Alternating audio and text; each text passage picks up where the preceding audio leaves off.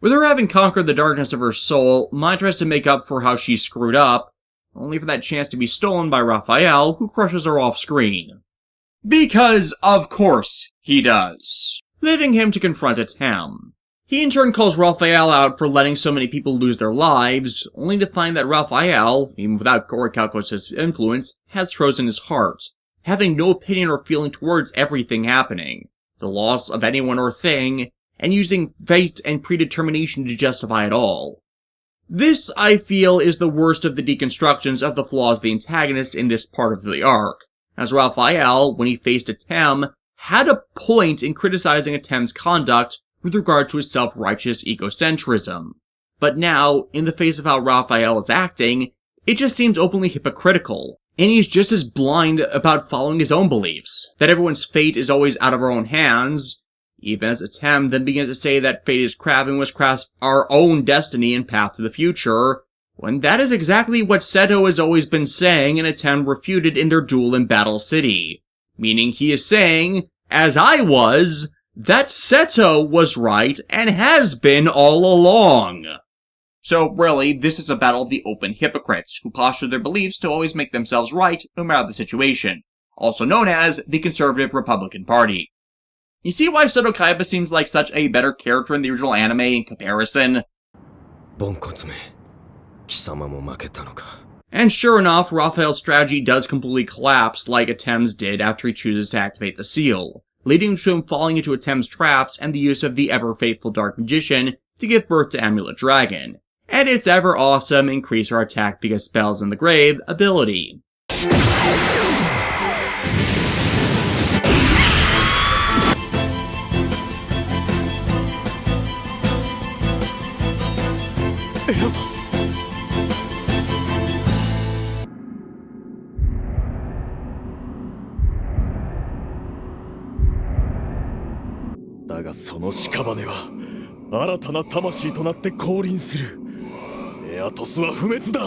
And now, the guy who was all about treating his monster cards as living souls and making them avoid putting their souls through death in the grave, completely shifts strategies to putting them all in the grave for power with the final Guardian card, Dread Scythe, who gains power from that.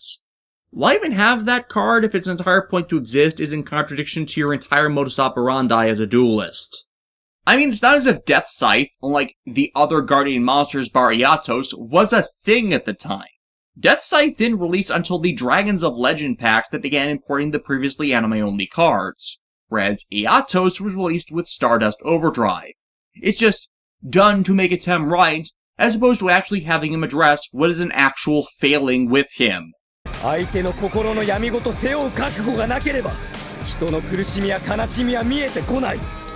And again, what was one of your big character flaws, Atem? Arrogant pride, and a failure to empathize with others? You're still showing that. So why are you preaching that as if you knew that all along? You've learned nothing from any of this, have you? I mean, Seto's character development lasted from beyond the virtual world arc. Couldn't you have at least pretended that yours did while you're still actually in the arc where you're supposed to have it? And hell, at least Raphael has a bigger reason to be emotionally stunted as he is, as after meeting Dartz, he tricked him into digging up his own family's graves, showing him illusions of their buried skulls even as Atem points out, his family was lost at sea. The shock from that deadened his emotions. The only sign of him being better than that, and resisting his influence, is him wanting to not put his monsters in the graveyard. Their death and expression of that trauma of loss, thus letting them die for Death Scythe when he could win just as well if not better with his revival strategy is just dumb. It's not giving into destiny the ultimate fate of all, to die. It's letting yourself be controlled by anything and everything that happens, instead of making destiny play out the way you wish through your actions you make, which was what he did in the previous duel through giving up Orichalcos. The destiny Raphael sought there was to free Atem, which could only be done through Orichalcos, thus since he refused to play it, as he valued his monsters, tricked Atem into doing it through noting his personality. That shouldn't have changed here, where he just chooses to be Fate's pawn. Thus, this isn't defying fate or making one's own destiny, it's an argument against any choice and abandoning what you care about, when it should have been about how he refused to accept how death is a natural thing in a cycle, which Raphael refuses to do, despite manipulating the power of death and rebirth to its very end. A power that in the end saves him, as believing that life can be eternal is his sole thread connecting him back to the light of his soul and keeps him from succumbing to the darkness. Something that actually saves him from having his soul taken in the end. Orichalcosの結界は、それを使う者の心の闇そのものだったんだ。お前の心の闇が消えたんだ。And then the entire Pragmatist headquarters collapses. Why? They escape on one of Seto's helicopters, Raphael handing over data on Dartz' island location in the Florida Keys before disappearing into the collapsing structure, which leads them to their final challenge. At least after a diversion directing them to the Navy, which tells them that they know all about the situation, but due to how badly Doma's infected all of the governments, they've been ordered to stand down, as orders are sacrosanct, apparently. Though they provide transport to Dartz' island, leaving it in the hands of two guys who play card games to end this. At least that makes more sense than the dub, where they say, we can't attack monsters with modern weapons. At least here, there's something actively undermining them. Once they reach him, however, despite Dartz being the sole challenge left, Dartz reveals how insidious a threat he is by showing off his soul collection, it reaching back millennia. He's a patient collector, probably waited for all of their prices to go down after reprints flooded the market.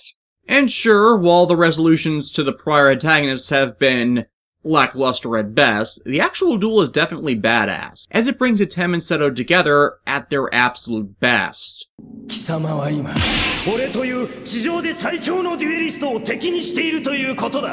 of the interpersonal issues that hindered the duels with the masked rare hunters, the two have completely suppressed their egos and are in perfect sync with their partner.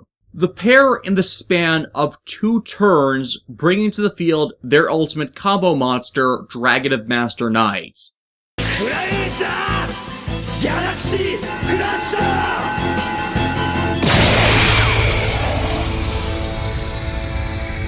If this were any other duelist in the series, this would have been over with that single play.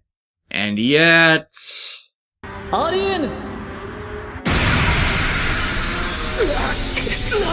The experience with playing this card game in a nutshell, people. This is why you let your opponent explain their effects, as when they don't, this happens. But hey, with this duel being 6 parts long, it allows us to finally hear this guy's backstory in full. Dartz ruled over Atlantis, only for one day, a great dragon god to appear over the land and deposit meteors of stone all over the lost continent. As they harvested them, they used them to power technological advancement, but over time the stones corrupted the people, eventually manifesting the essence of their desires physically by turning its populace into monsters. Dartz initially resisted, only to find another of the stones, the true heart of the Orichalcos god, and with its visions realized its entire insidious plot was to bioform the populace that used its stones into its slaves, lost to any connections to their roots and spirits, and thus made things worse by giving in to its power. While the others became monsters through exposure over time until they lost sight of themselves, the method Dartz undertook turned one into a twisted version of themselves, continuing the siege anew to lead to the world's purification. Ironheart, Dartz's father, re-established the world's link to the spirits and called the dual monsters' world for assistance, thus devastated their entire continent before the spirits of all those involved were sealed away across the world.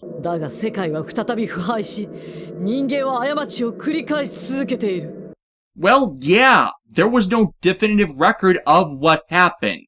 You can't learn from the past if you have no knowledge of the past. It's not proof of you being right or humanity's inability to learn, it's of your own hubris that your society became nothing more than a historical joke and mythological footnote symbolizing pride causing one's fall. Basically, the problem with Dartz is, much like before, while he was intimidating while mysterious in his plans for resurrection, once they finally gave all the details, it was a big letdown. As at the end of the day, he's just an environmental terrorist, condemning humanity for not knowing any better about caring for their world, only for themselves, but from a hypocritical perspective as his own actions make that worse as he believes only he and himself matters. As I've commented on before in my .hack reviews, my Super Sentai and Kamen Rider reviews, and even my Mega Man Battle Network reviews, environmental terrorists by default are awful villains, as there's only ever one note to them, as opposed to there being any other nuance to their actions. Everything around him and what he puts in motion is interesting, but Dartz the man himself is very disappointing. Granted, the duel isn't, since first they need to deal with Dartz's combo that negates any damage dealt to him while bearing an immortal monster that just gets stronger, and of course all the additional effects of second and third Orichalcos barriers that just give him even more ridiculous advantages, such as attack negation when they endeavor to go around those. Then he summons the Mirror Knight monsters, which can't be destroyed by battle, and equal enemy monster strengths, and also bear the faces of their friends to mind screw Atem, who forgets that what's done with those souls won't affect the real person in a bit of a protagonist idiocy, that leaves Seto alone in the match because he's not a dumbass. And yeah, even back when I saw this as a kid, I saw it for what it was. Transparent, crass manipulation. そいつらは消えたらどうなる？さあ、消えゆく魂の行方など知る由もない。誰も行く末を知らぬなら、こちらも気兼ねする必要はない。 That was vastly a better line than the dubs, and still would have fit with their kaiba. Why the hell would they change that? Raphael, still alive, comes in to interrupt this, getting Dartz to reveal that, yeah, he manipulated all of their lives to ridiculous extremes, which entirely undermines all of the arguments of the arc with everything that's happened. It doesn't make him look like a true mastermind, and that his perspective of the world is corrupt is any form of valid. It actually screws over any legitimacy of the perspective of the antagonist that we'd seen before this, in how every horrible thing Valen, Raphael, and Imelda had experienced before has been perpetrated all by one man. One man saying he wants to save the world by destroying it, and making others follow him in the same path. But if this is all just the fault of one person and not the world, it retroactively makes everything that's happened and the expressed intents and actions completely and utterly pointless. This one scene does harm appreciation of this arc even in the Japanese dub, by tearing down its central argument in as little as a paragraph of dialogue.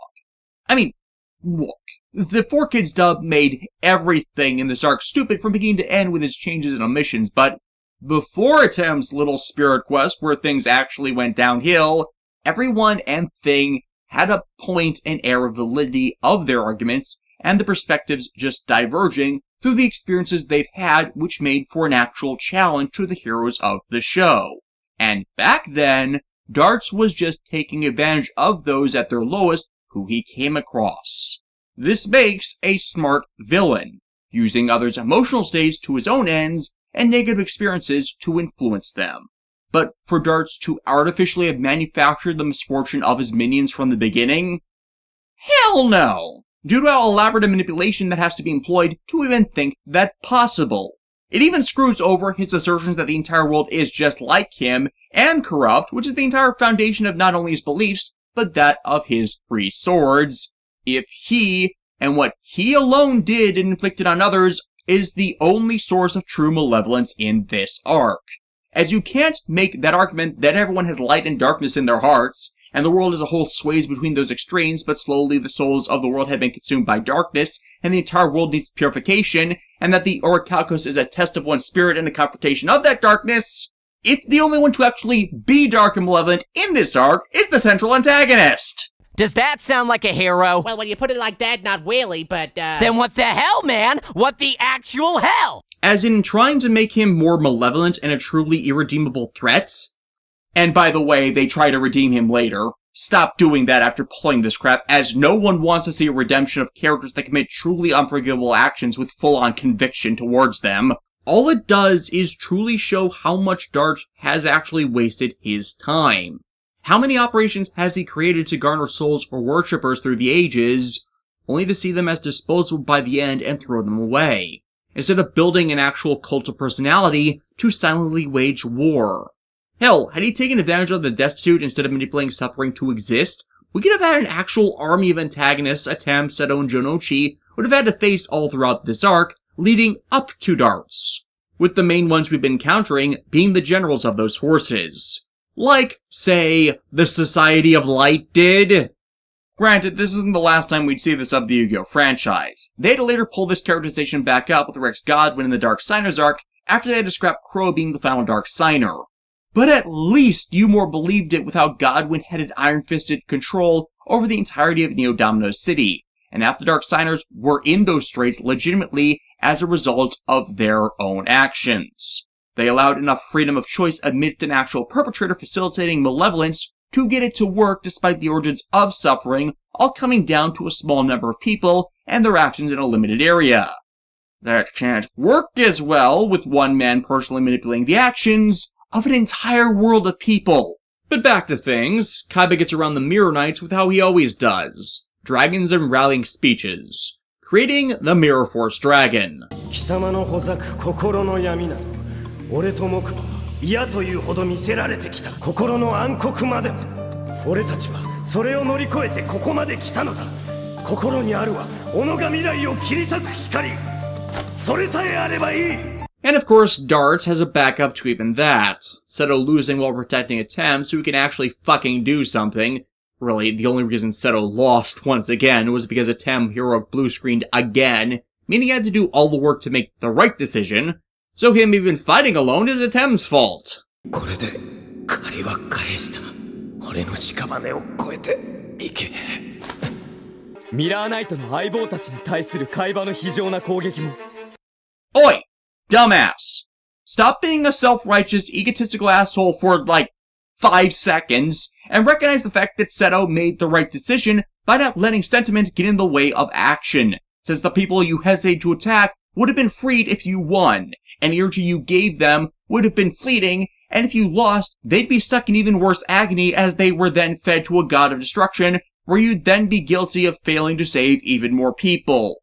That is a needs-of-the-many situation where making no choice, or seeking to not harm innocents thrust in your way, is worse than making the wrong choice, or can lead to making the wrong choice.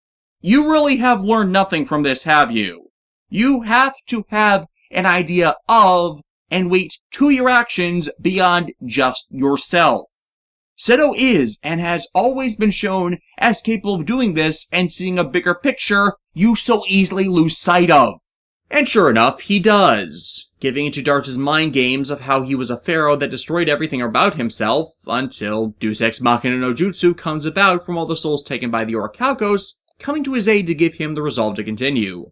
Visualized as a grail of new memories and bonds of his new life, which he should have freaking realized before this.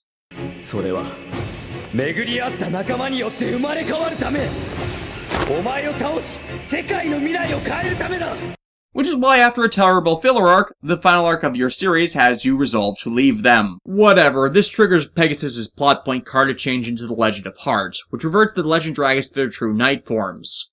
Which of course resembles Yugi, Seto, and Atem in appearance. This resemblance increased by the three's voice actors also voicing said knights. This allowed them to shatter the barriers, before using the ability of the knights to recycle card effects used earlier.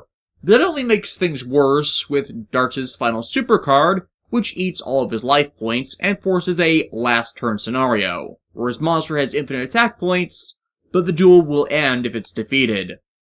Or Dartz could deck out to actually lose, since Dark God Dies doesn't prevent loss from that means and causes him to discard cards from his deck to use abilities. How Atem actually beats this card just stinks of laziness as well, with how Critias and Hermos trigger an infinite attack boosting loop, which once again shouldn't be possible with the mechanics of how the game works.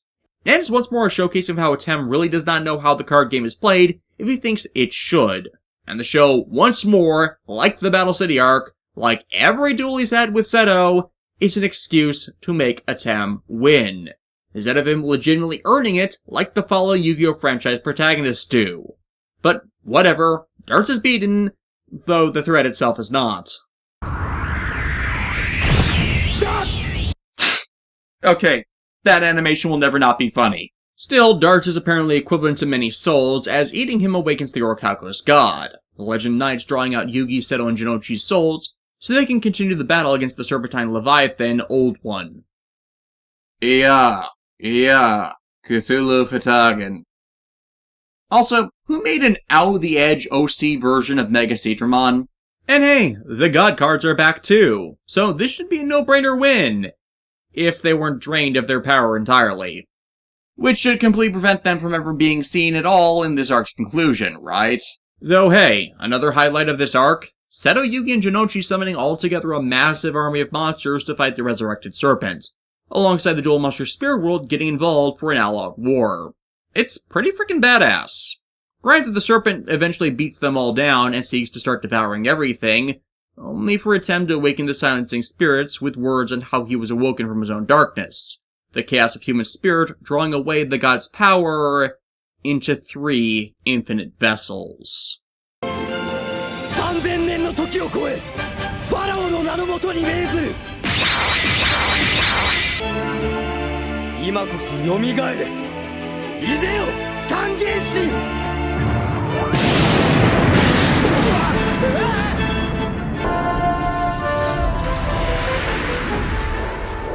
And now we've got a battle of gods on our hands.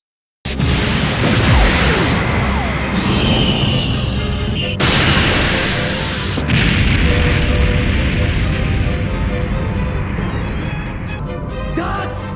俺たちは決して心の闇などに負けはしない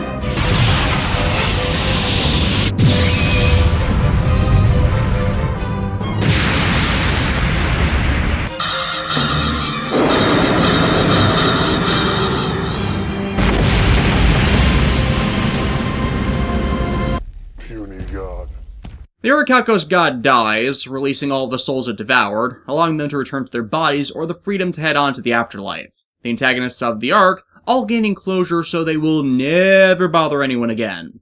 Dartz manifesting as a new Orichalcos serpent, with intent to just start this all over again, and Atem choosing to stand against it, and as someone who spent millennia drowned in darkness, and now lit by the light of his own soul once again, entirely divorced from the light from Yugi he once used to replace his own blackened soul, absorbs it in its entirety, ending the threat of the Orichalcos for good.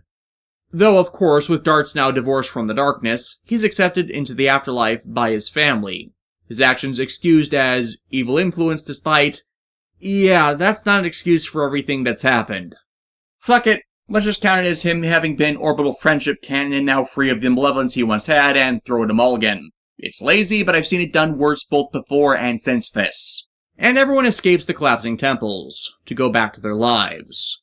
The Kaiba brothers to rebuild their corporation, the Mudo gang stuck with the Hopkins for the time being, which is resolved in the next arc, the Legendary Knights returning to the Dual Monsters realm with their cards all becoming inert and vanishing, Dark Magician Girl teasing the next events to come in the Millennium World arc, Ryuzaki and Haga having learned nothing from any of this, and Mai, the character we as fans most wanted to see saved from all of this, going off on her own again, deciding to now find a new purpose in her life now that the specter of Merrick is no longer hanging over her. The Doma Arc is problematic as a whole. It is a good start and brought up a lot of interesting ideas and conflicts, but as it goes on, makes clear that it wasn't able to follow through on them and undermines much of the argument that was made and should have been confronted. Whether that was due to writing failures and how to resolve them, or more likely given the anime's history of problems coming from staff development and executive mandates, or what was occurring in the manga derailed attempts to show the tangible changes in the cast needed to resolve them, but in the end it's a mess that ultimately undermines that earlier strength in challenging the flaws of the overall series, and instead pays into them, as opposed to finding a way to reconcile the overt flaws, which was clearly Shin Yoshida's intention. Its other pros is side characters actually feel like they do more in it, though many still feel entirely pointless, such as them shoving in Otogi yet again into the series. The conversion of most of its anime-only cards into actually existing in the real card game makes some of the presented strategies have some legitimacy instead of it all being decided on the whims of the writer, and even if it did screw it up, it allowed Atem, for the first time, to have agency in his actions instead of all of that ultimately being reactionary, and sought to call out what has always been wrong with his character, so it at least is acknowledged that he has a significant character flaw that in Kazuki Takahashi's scripting of the series had entirely been skipped past and ignored. Mai's personal arc I continue to feel is the most investing part of this, and pays her more respect than the manga canon material does, where most of what she did was off-screen, and when she was on-screen, she lost constantly. By having her take the highest level in ability here, which has inevitably led her Harpies to still to this day be a viable and powerful deck of all the original era archetypes. Hell, that acknowledges the cost and frustration failure can bring to the losers through the proxy of Mai, Ryuzaki, Haga, and even Atem having to face it I feel are good things to address. And once more, the Seto Kaiba stuff in showcasing his own guilt and how he owns them, and managed to see the accuser at his door is just a child trying to reconcile his loss is good stuff. But once you get to resolving Raphael and Dartz themselves, it implodes as then it's back to the self-righteous arrogance from Atem, and making him right in the face of a reality where he's wrong. That is just stuff that annoys me, and it's hard to like the ending of the arc at all, as it doesn't really resolve it properly. So ultimately I'd say the Doma Arc is worth a rewatch for those who only saw it dubbed, as it is a hell of a lot better than it is accused of being. But sadly many of its ideas would be better executed in material for the franchise past this, when Shin Yoshida was allowed to play with a more original setting and character with which to build things, instead of being restrained by an existing framework. But if you think I was playing softball and the overall disliked Season 4 content, well, next time I get back to this, we'll be covering what is the actual worst arc of Yu-Gi-Oh! Duelist, the KC Grand Prix.